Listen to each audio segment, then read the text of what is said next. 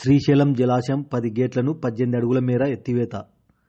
నంద్యాల జిల్లా శ్రీశైలం జలాశయంకు వరద ప్రవాహం కొనసాగుతుండటంతో 10 గేట్లు 18 అడుగుల మేర ఎత్తి 4,31,370 క్యూసెక్కుల నీటిని నాగార్జున సాగర్కు విడుదల చేస్తున్నారు. శ్రీశైలం జలాశయంకు ఇన్ఫ్లో జూరాల జలాశయం, సుంకేశ్ల జలాశయం నుండి 4,65,261 క్యూసెక్కుల నీరు వచ్చి చేరుతుంది. శ్రీశైలం జలాశయం పూర్తిస్థాయి నీటి మట్టం 885 అడుగులు కాగా జలాశయ ప్రస్తుత నీటి మట్టం 883.80 అడుగులు చేరింది. జలాశయం పూర్తిస్థాయి నీటి నిల్వ సామర్థ్యం 215.807 టీఎంసీలు కాగా ప్రస్తుత నీటి నిల్వ సామర్థ్యం 208.7210 టీఎంసీలుగా నమోదైంది.